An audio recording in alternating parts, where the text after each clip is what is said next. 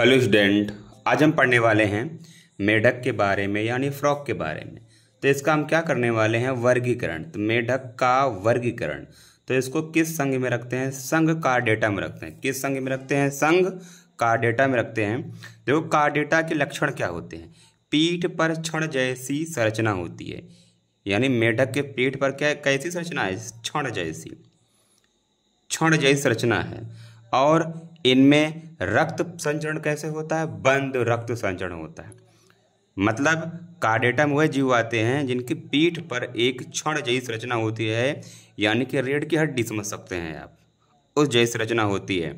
किस में आते हैं, वह कार्डेटा में आते हैं। अब उपसंघ क्या है, उपसंघ हमारा है वर्टिब्रेटा। क्या है, वर्टिब्रेटा। अब देखो वर्टिब्रेटा के लक्षण क्या हैं, इसके लक्षण ये है कि विकसित सिर होता है। इनका सिर कैसे होता है, जो इसमें जीव आते हैं विकसित सिर होता है। और जो इनका मस्तिष्क होता है, दिमाग होता है, खोपड़ी की क्या होता है, अंदर होता है सुरक्षित रूप से। और इनमें जटिल अंग तंत्र पाए जाते हैं, जैसे श्वसन तंत्र, उत्सर्जन तंत्र, ये सब पाए जाते हैं। और इनमें क्या होता है, इनमें एक जोड़ी आगे वाले हाथ और पीछे एक जोड़ी क्या पाया जाता है, पैर पाया जाता है। तो इसको किस में रखा जाता है, उपसंघ वर्टिब्रेटा में रखा जाता है। उसके बाद में इसको वर्ग किस में रखा जाता है, एम्फीबिया। वर्ग किस में रखा जाता है, एम्फीबिया। एम्फीबिया माने क्या होता है, उभयचर। एम्फीबिया माने क्या होता है, उभयचर। यानी इनमें वैसे जीव आते हैं जो जल में भी रह सकते हैं और स्थल में भी रह सकते हैं, इसलिए इसको कहाँ पर रखा गया है, वर्ग एम्फीबिया में रखा गया है। अब वंश की बात करें तो इसमें किस वंश, इसको किस वंश में रखा गया है, तो इसको रखा गया है राणा वंश में। किसमें, राणा वंश में। देखो राणा वंश क्या है, इसके लक्षण क्या हैं, ये पानी और भूमि दोनों में रह सकते हैं। ये पानी व भूमि दोनों में रह सकते हैं। और सिर धड़ से अलग नहीं रहता, यानी जो मेढक का सिर है कैसा हो, वो धड़ से अलग नहीं है। तो किस में आता है, ये राणा में आता है। यानी राणा में ऐसे जीव आते हैं जो पानी और भूमि दोनों में रह सकते हैं, और इनका सिर क्या होता है, धड़ से अलग नहीं रहता है। और इनमें श्वसन, देखो इनमें श्वसन कैसे होता है, जब ये पानी से बाहर रहेंगे यानी भूमि पर रहेंगे, जमीन पर रहेंगे, तो श्वसन करते हैं फेफड़ों के माध्यम से। और ये जब पानी में रहेंगे तो इनमें श्वसन होता है कहाँ से, चमड़ों से होता है, इनकी स्किन से श्वसन होता है। आई बात समझ में। और इसकी जाति क्या है, इसकी जाति है टिग्रीना। इसकी जाति क्या है, टिग्रीना।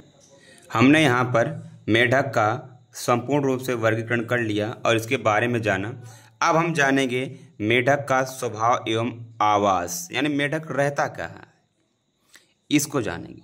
तो मेढक जलाशयों के किनारे आपको मिलेगा, मेढक जलाशयों के किनारे पर मिलता है। इनके शरीर का ताप मौसम के साथ क्या होता है, बदलता रहता है। मेढक मिलता कहाँ है, जहाँ पर पानी रहता है, पानी इकट्ठा रहता है, वहाँ पर मिलता है। और इनके शरीर का ताप क्या होता है, मौसम के साथ बदलता रहता है। तेज गर्मी से बचने के लिए, तेज गर्मी व सर्दी से बचने के लिए यह 50 से 60 सेंटीमीटर नीचे चला जाता है जमीन के अंदर। 50 से 60 सेंटीमीटर क्या कहाँ चला जाता है, जमीन के अंदर। तो इसको क्या बोलते हैं, यानी जब ठंडी में जा रहा है इसको क्या बोलते हैं, हाइबरनेशन बोलेंगे। जब ठंडी में जाए इसको क्या बोलेंगे, हम हाइबरनेशन बोलेंगे। और जब गर्मी में ये नीचे जा रहा है इसको क्या बोलेंगे, एस्टिनेशन बोलेंगे। क्या बोलेंगे, एस्टिवेशन बोलेंगे। जब ठंडी में जाएगा नीचे तो क्या बोलेंगे, हाइबरनेशन। और जब गर्मी में जाएगा तो क्या बोलेंगे, एस्टिवेशन बोलेंगे। अब उसके बाद यहाँ पर एक और इसके बारे में हम संपूर्ण जानकारी देने वाले हैं। तो इसमें इनका रंग क्या होता है, इनका रंग बदलता रहता है। आपने विभिन्न प्रकार के मेढक देखे हैं, तो इनका रंग वातावरण के साथ बदलता रहता है। इनका रंग कैसा होता है, वातावरण के साथ बदलता रहता है। और ये कैसे होते हैं, ये मांसाहारी होते हैं। ये कैसे होते हैं, ये मांसाहारी होते हैं।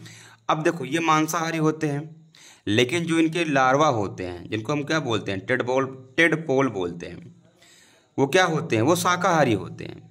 यानी पानी में आप जब छोटे छोटे मछली जैसे देखे होंगे, छोटे छोटे जीव, वो मेढक हैं। वो कैसे होते हैं, वो शाकाहारी होते हैं। और विकसित मेढक कैसा होता है, ये मांसाहारी होता है। यानी लार्वा स्टेज कैसे होती है इसकी, शाकाहारी।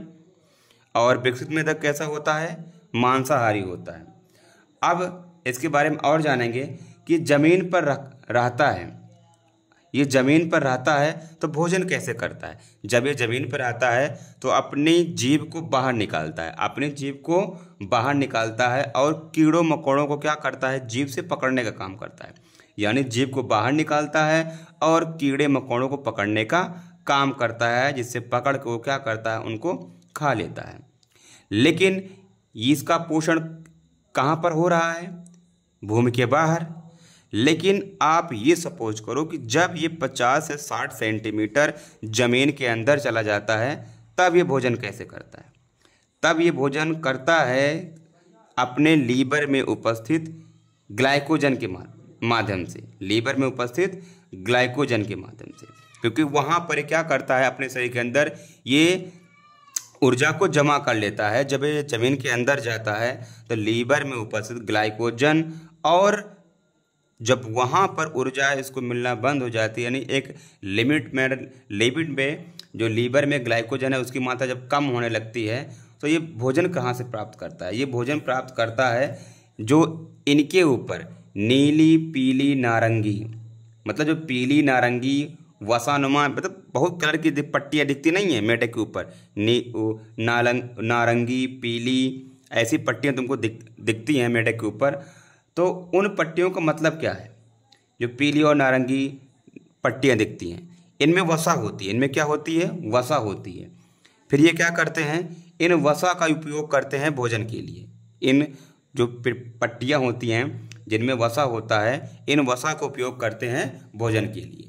आई बात समझ में। और श्वसन कहाँ पर होता है, क्योंकि ज़मीन के अंदर जाएंगे 50 से 60 सेंटीमीटर, तो इनमें श्वसन कैसे होगा, इनमें श्वसन होता है स्किन के माध्यम से, चमड़ी के माध्यम से। और भोजन कहाँ कैसे ग्रहण करते हैं, हमने बताया, क्योंकि भोजन में ये अपने शरीर के अंदर सुरक्षित रखते हैं, लीवर में ग्लाइकोजन के रूप में, और पीली नारंगी पट्टी में ये वसा के रूप में स्टोर कर